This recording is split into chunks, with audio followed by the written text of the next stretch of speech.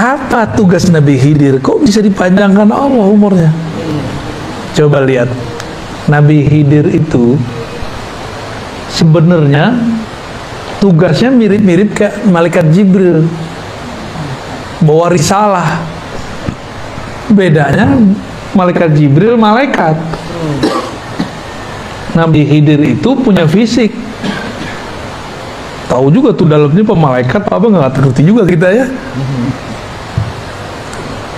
Malaikat Jibril bawa syariat yang zahir kepada Nabi Musa. Selesai, apa kata orang? Ya Musa, adakah orang yang lebih alim darimu? Hadis Sahih Bukhari, Kitabul Ilm, bab ilm. Apa jawaban Nabi Musa? Wah, ada, gua paling alim di muka bumi. Turunlah wahyu, kan beliau ini bisa berkalam dengan Allah. Musa, kamu boleh merasa pintar, tapi nggak boleh merasa paling alim. Ada yang lebih alim dari kamu dalam ilmunya, dalam bidangnya sendiri. Siapa itu? Khidir. Khidir namanya Balya bin Mulkan. Dan Nabi Musa dihabisin tuh rasionya, logika rasionya dihabisin. Apa coba hubungannya ilmu sama ikan? Kata Allah, carilah Khidir, bawa ikan ini. Kalau ikan ini nanti hilang, berarti nggak jauh-jauh dari situ ada Khidir. Masuk akal nggak Pak Haji? Apa hubungannya Khidir sama ikan coba? Ternyata berhubungan. Nabi Khidir ini nabi, kalau orang Indonesia dulu apa? Nenek moyangku seorang pelaut. Nabi Khidir ini tinggalnya di laut. Kalau di laut berarti urusannya sama ikan. Maka diberi simbol-simbol begini nih.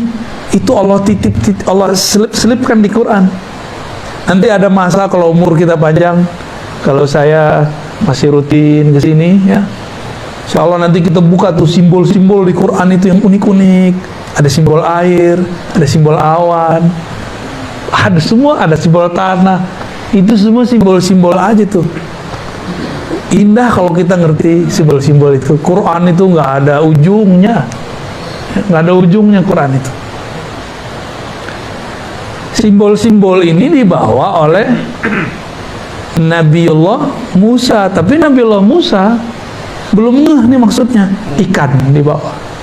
Kata Allah, jika itu hilang, berarti di situ ada Khidir.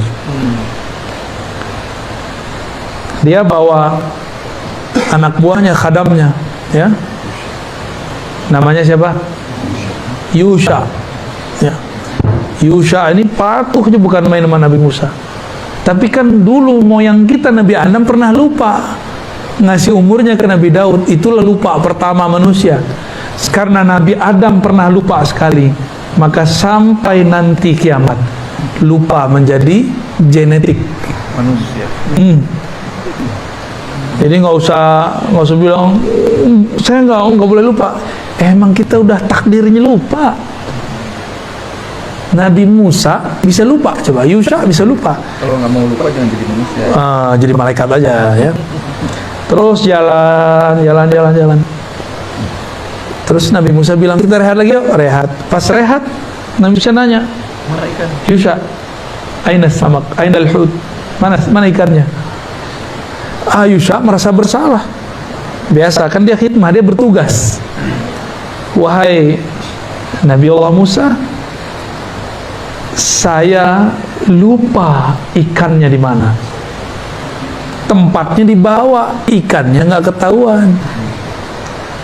Akhirnya Nabi Musa nggak marah. Karena nggak boleh marah. Ini lagi belajar Khidriyah nih, nggak boleh marah-marah. Ya, itu Nabi Musa lagi masuk ke Thariqat Khidriyah kalau bahasa kita zaman ini. Ya, karena mau belajar risalah yang diturunkan Allah ke Nabi. Ya, saya ulang tadi. Ada Jibril di langit, ada Khidir di bumi. Ini membawa risalah langit, ini membawa risalah bumi, sama. Cuma bedanya, ini risalah langit itu isinya hukum normatif syariat yang zahir, sedangkan Nabiullah Khidir itu dapat risalah batin. dapat risalah batin. Kejadian setelah kejadian, itu yang dibahas oleh beliau. Jika ada suatu kegiatan, apa ujungnya? Ujung-ujungnya ini yang menjadi syariatnya Nabi Khidir. Nabi Musa nggak marah, Nabi Musa mengatakan, ya udah kita balik. Ini Nabi Musa loh, berproses loh belajar. Masa kita nggak berproses? Ya. Dan itu lama sekali. Sampai kemudian ketemu, jadi dia udah sekalian kali berhenti. Ketemulah tempat berhenti yang pertama. Ternyata itu ikan sudah nggak ada dari tempat itu. Dia udah bawa-bawa aja tuh tempat kan. Yusha ya. Disitulah kemudian yang mengatakan, oh di sini. Ya udah, dia tunggu. Nggak lama habis itu datang Nabi Khidir. Nabi Khidir mengatakan, kita buat kontrak belajar dulu ya. Kamu nggak bakal sanggup lah. Nabi Khidir langsung hantam dia. Satu logika, apa hubungannya ikan sama Khidir, dihabisin tuh. Yang kedua, Nabi Khidir kemudian hancurkan egonya Nabi Musa. Apa kata Nabi Khidir? Kamu gak bakal ngerti. Disitulah Nabi Musa merendah. Ya, wahai Tuhan, apakah engkau berkenan mengajarkan apa yang Allah ajarkan kepadamu? Nah, dibuatlah kontrak belajar. Oke, jangan ingkar kepadaku. Nah, inilah ilmu Khidiriyah. Ilmu Khidriyah itu jangan gampang ingkar. Ini dikit-dikit beda dikit udah bid'ah, dikit-dikit udah sunnah, dikit-dikit haram. Gimana mau memahami rahasia-rahasia Khidriyah? Cuma beda kunun sama kunun aja rame, ya. Cuma beda zikir jahar nggak jahar aja rame. Gimana mau memahami Khidriyah? Gitu. Paham? Ini mulai nih, ya. Sudah mulai nih. Nabi Musa sempat akan berpikir suuzon kepada orang. Ini yang mau dipapas, mau dihabisin oleh Nabi Khidir. Beliau ketemu anak kecil dibunuh. Apa kata Nabi Musa? Nabi Musa kan seorang qadhi, hakim, sekaligus penyidik. Oh, dulu lengkap semuanya kerjaan beliau. Nyeletuk biasa, udah nyidang orang berkali-kali, ya. Jadi kayak pesilat, jurusnya udah otomatis. Nyeplos sudah. Hei, kenapa engkau membunuh nafsan zakiyah, jiwa yang masih kecil, masih suci? Nabi Khidir langsung, tuh kan gue bilangin. Ente gak bakal paham, gak bakal sabar, gak bakal sanggup. Nabi Musa kemudian, oh ya maaf. Berarti Nabi Musa, ini pelajaran buat kita semua. Jangan menghukumi berdasarkan yang terlihat. Lain yang dilihat, lain kejadian sebenarnya. Berikut besok. Dan itu bukan besok. Di kisah yang saya dapat dari guru-guru saya, itu bukan 3 kejadian itu. Antara satu kejadian ada kejadian kecil-kecil. Dan itu lamanya 6 tahun. Perkiraannya lamanya 6, nyantri kepada Kiai Khidir. Kiai Musa nyantri ke Kiai Khidir. Nabi Musa nyantri kepada Nabi Khidir. Masya Allah, Nabi masih belajar. Antum Nabi nggak? Hah? Udah Nabi belum? Masa nggak mau belajar, belagu amat ya? Saya kan kuliah lah, kuliah kan dulu, kuliah akal, kolbunya udah kuliah belum, ruhnya udah kuliah belum, talqinnya nanti ya, belum sekarang. Itu kan. Sabar dulu ya. Saya talqin itu ngitung ahwal kolbu aja, nggak bisa dibuat-buat. Kadang sekali ketemu jadi, kayak kita kemarin ke Kalimantan. Ternyata itu murid Abah Guru kumpul semua, mereka udah biasa. Jadi jangan dibanding-bandingin sama antum, orang baru hijrah kemarin sore. Sabar. Kalau ikut talqinnya online kemarin jadi juga. Dapat berkah. Amin. Nyambung. Cuma kan belum dapat ketemu fisiknya ya. Nabi Khidir di saat berikutnya menghancurkan kapal-kapal. Berikutnya bantuin orang tapi nggak minta upah. Nabi Musa ingkar terus.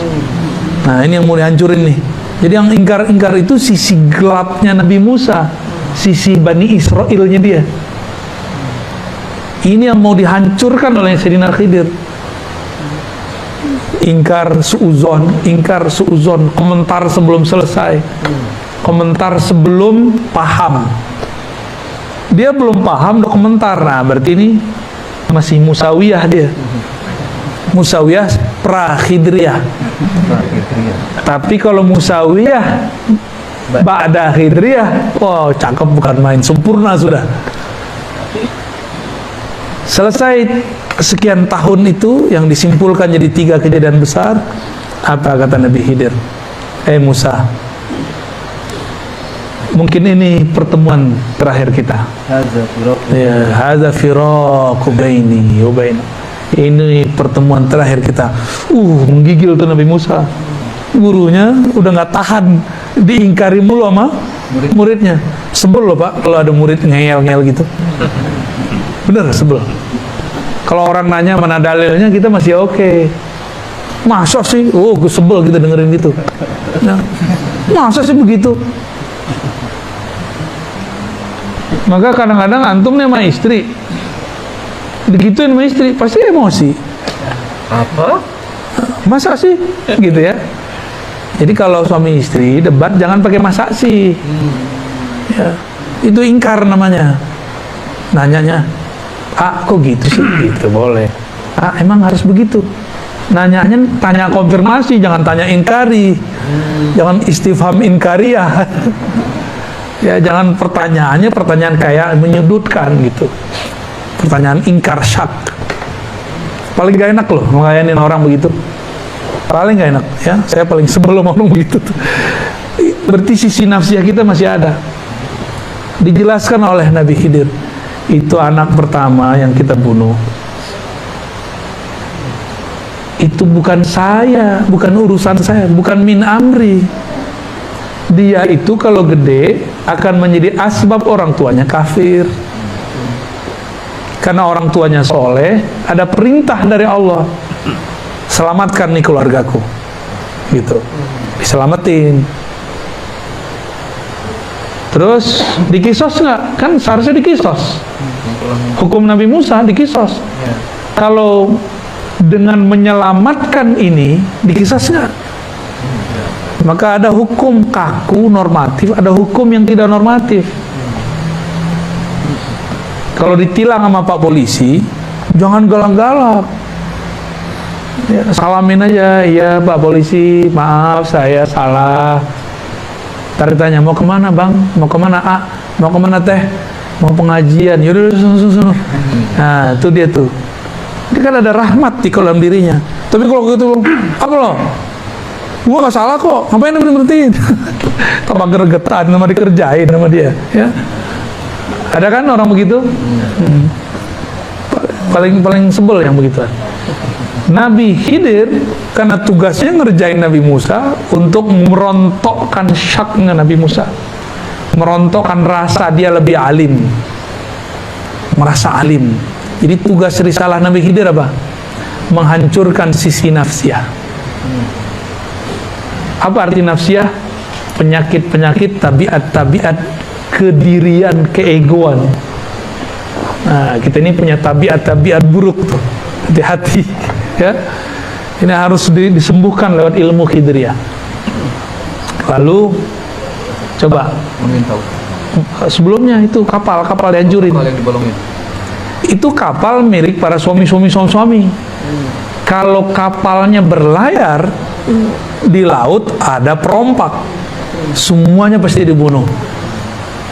Kalau orangnya mereka berlayar semua, matilah semua suami-suami, maka istri-istri menjadi janda.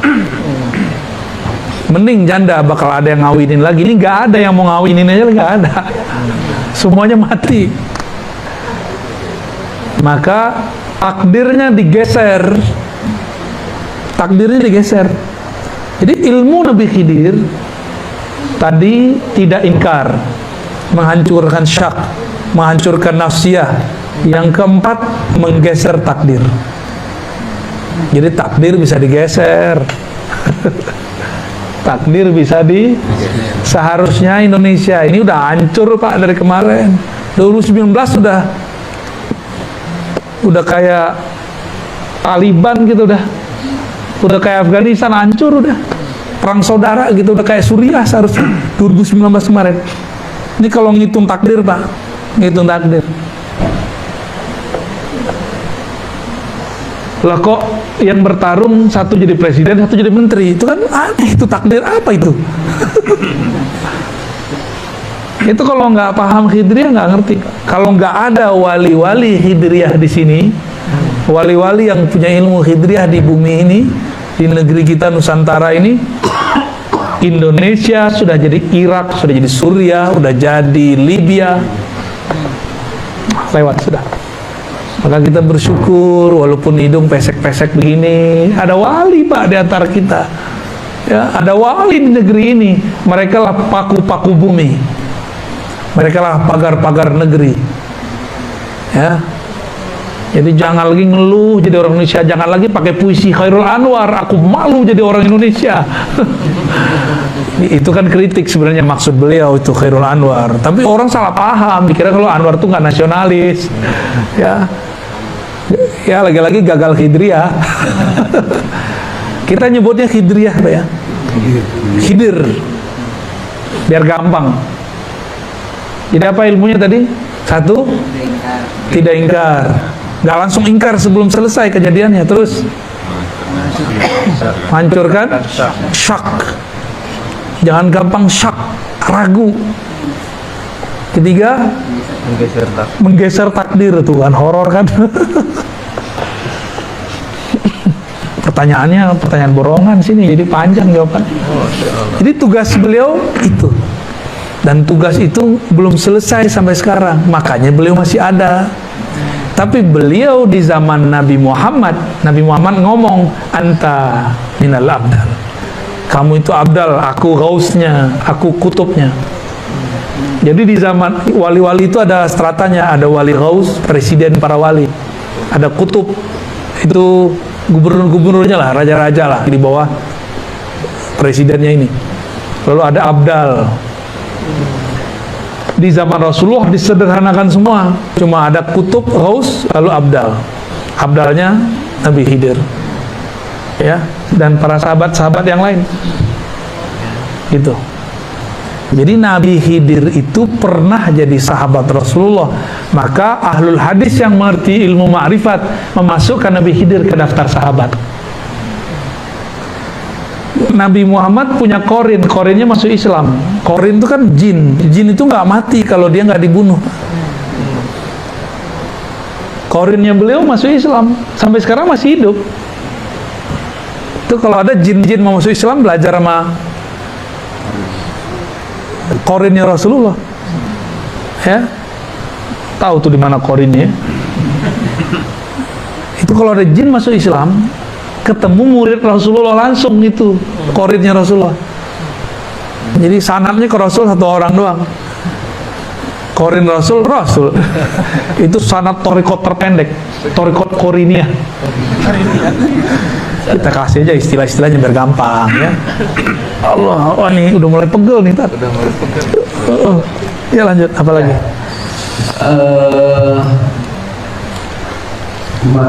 Sebetulnya pagi ini gue ada agenda lagi di Kamiskin, tapi masih ada dua. Yang pertama pendek sekali mungkin, dari Pak Cepi Ismailia. Tolong dibacakan doanya Nabi Khidir untuk umat Muhammad. Allahumma pilih umat Muhammad dan seterusnya. Kan antum udah hafal. Ya itu seterusnya. Jadi Imam Suyuti menyebutkan dalam risalah-risalahnya, Nabi Khidir ini berdoa. Apa doanya? Allah marham umat Muhammad. Ya Allah, rahmati, itu rahmat lagi ya.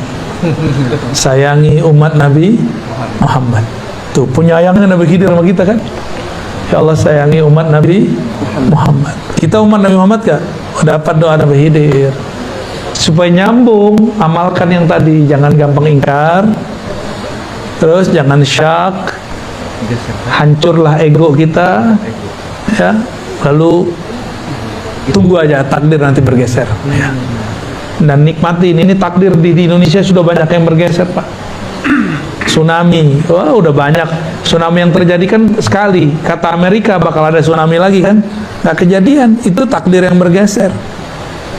Takdir yang digeser sama Allah itu kalau nggak ada wali Khidriyah di sini lewat kita. Itu Allah marham ummata Muhammad. Maka ciri-ciri wali Khidriyah penyayang sama umat. Ciri-ciri wali setan Menyesatkan orang. bukan hanya menyesatkan, memecah umat. Orang nyatu dipecah sama dia. Orang udah beramal disesatkan sama dia. Orang udah beramal soleh dibid'ahkan sama dia. Itu wali setan itu, bukan wali Khidriyah itu, ya.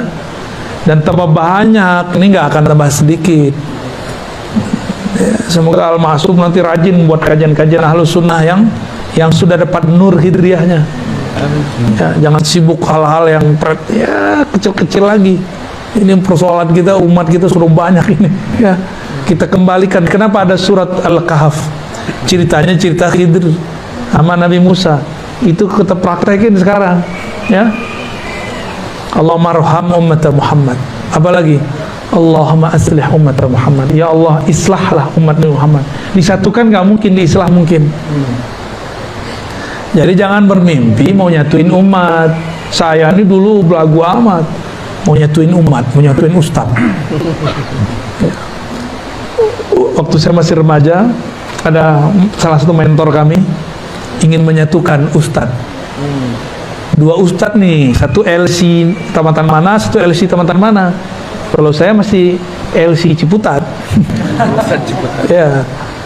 Si mentor kita ini ingin mengislah dai-dai ustadz-ustadz. Maka dia undanglah makan bersama di rumahnya.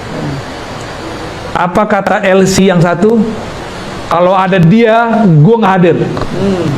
Kata yang kedua, kalau ada Ustadz PA itu, saya nggak hadir. Akhirnya dua-duanya tidak, jamaahnya hadir semua. Jamaahnya kuciwo. Kita mikir, ini yang badung kita apa Ustadz kita sih? Ya. Yang bejat kami apa Ustadz gitu? Yang nggak bisa dibenerin kolbunya kami jamaahnya Pak Ustadz. Disitulah mohon maaf, saya sudah nggak percaya dengan performan penampilan. Saya udah nggak percaya dengan gelar-gelar kiai, ustadz, LCMA, dokter. Saya udah nggak percaya. Saya percayanya dengan Khidriyah. Ingkarkah dia? Syakkah dalam dirinya? Egonya, ego nggak tuh? Ego kan dia lewat sudah. Kalau itu ada gelar nggak penting, ya. Makanya jangan heran Allah kalau mau membuat seorang terkenal, dibikin terkenal walaupun nggak tamatan sekolah agama, nggak tamatan IAIN, UIN atau Timur Tengah. Ustaz Arifin Ilham Allah bikin terkenal dengan zikirnya. Di Bandung ngajar hikam, jurusannya elektro, ya. Ngomong kolbu, manajemen kolbu, sempat Allah naikkan namanya. Nggak nyantri, cuma santri kalong. Yang dokter-dokter di UIN kemana? IAIN kemana? Dokter Azhar mana? Lewat sama popularitas dia, karena dia berbicara rahmat. Ya, tapi namanya setan kan nggak akan diem, diserang terus, dijebak terus. Ya, semoga Allah selamatkan ya para kiai, para masyayikh itu. Ya. Nggak akan dibiarin, nggak akan dibiarin selamat. Saya ngomong begini nggak akan dibiarin diam. Antum dengerin begitu, oh setannya banyak tuh mencingin telinganya dari pagi tuh. Untung sebelum tidur niat, ya Allah saya mau ngaji. Akhirnya kencingnya nggak masuk ke dalam.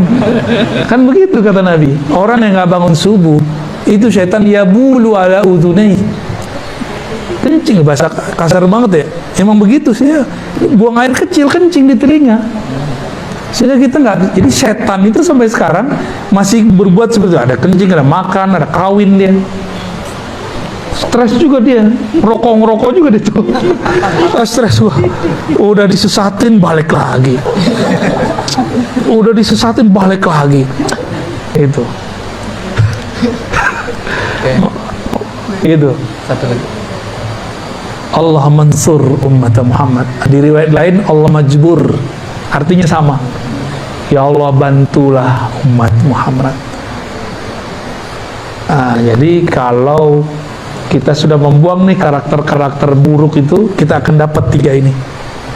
Dapat rahmat, diislah walaupun berbeda. Ini saya yakin pasti fahamnya macam-macam nih. Ya. Jenggotnya macam-macam soalnya. Ada yang nggak berjenggot. Ya, Pak ini berjenggot nih. Ada yang gamisan, ada yang jingkrangan. Macam-macam lah. Ini aja rantingannya kan. Iya. Kalau nggak pakai hidriah, suzon sama dia. Ya. Bakal sujon. Itu kiai yang sedang bersembunyi. Waduh. Gawat. Kira-kira begitu ya. Oke. Satu lagi Buya boleh? Apa tuh? Satu lagi. Oh ya. Iya. Sedikit aja jawabnya ya. Apakah nanti di kuburan kita sendirian atau bisa pertemuan dengan teman atau siapa? Antum mau ketemuan? Boleh. Sarannya? Saya mau pindah kampung, pindah negeri. Mau ketemuan gimana caranya? Kenalan dulu. Baik-baikan dulu. Ya, kirim-kirim doa dulu lah, kirim-kirim Fatihah. Di dunia kirim hadiah. Karena fisik, hadiahnya fisik. Kalau dia sudah meninggal, kirim ke ruhaninya Fatihah. Kalau guru masih hidup jangan Fatihah doang. Ya. Masa guru ngaji kita Fatihah doang? Ya lapar juga dia. Jadi kalau punya guru ngaji di kampung, kasih hadiah Pak. Kalau kita pulang bawa. Sekarang tuh orang butuh duit, kasih duit ya. Guru ngaji, guru agama, guru sekolah. Gak hanya guru-guru agama kalau bisa. Guru yang bikin kita bisa ngerti cara menjalani hidup. Kalau dia berduit, gak usah kasih duit, mungkin kasih hadiah benda, barang. Ya. Tahadu, saling berbagi hadiahlah kamu akan saling mencintai. Itu guru orang kalau sering dikasih hadiah. Nih Ustadz nih dikasih hadiah seseorang, berkesan loh di hati. Pasti berkesan di hati. Teringat kalau doa, ya Allah orang ini baik sekali kepadaku, tolong lancarkan urusannya. Gitu. Aku nggak bisa balas. Aku nggak bisa balas dengan materi. Ya Allah, Engkau yang bisa balas. Oh, kalau Allah yang balas kan enak banget. Ya, dia cuma ngasih materi. Allah kasih materi dan imateri kan ya. Enak dapat doa orang soleh itu enak. Ya. Tapi jangan syak. Masalahnya kita sering syak. Jadi mungkin nggak ketemu, mungkin kalau di dunianya sudah baik, saling kenal, maka bergurulah, bersanatlah, berikhwahlah, bersaudaralah. Jangan nafsi-nafsi sendiri-sendiri, berjamaahlah walaupun kita pasti berbeda-beda. Ya, ini namanya islah, saling pengertian. Ya, terus kalau sudah meninggal kirim-kirim doalah. Pasti nanti kita dipertemukan. Orang di alam kubur itu kan pindah alam doang. Pindah alam doang. Kalau urusannya beres di imigrasi mungkar nakir, kita bebas lagi. Cuma kalau nggak beres ya udah di situ aja ngendon sampai nunggu syafa'at datang. Ya, teman kita ditahan di imigrasi, kalau nggak punya kenalan di situ dipulangin. Ada kawan kita Ustadz ke Hong Kong. Salah penjelasan. Salah jawab ketika ditanya, kamu kemana, mau apa, siapa yang menjamin kamu? Salah jawab, dibalikin. Ya, masih mending dibalikin, ini ditahan Pak. Jadi Carilah kenalan, dan kenalan terbaik adalah baginda Rasulullah. Kita nggak bisa kenal Rasul kecuali lewat guru, maka kenalilah guru, gurunya punya guru, gurunya punya guru, nyambung kepada sang maha guru Rasulullah SAW. Untuk itu mari kita kirim Fatihah untuk guru-guru kita semua, ya, terutama sang maha guru Rasulullah SAW, untuk orang tua yang mendidik kita semua, untuk kawan-kawan yang dulu pernah membersamai, untuk semua yang hadir, semua yang berjasa ke dalam hidup ini. Ya Allah, sampaikan salam cinta kami, doa kami. Al-Fatihah. Alhamdulillah.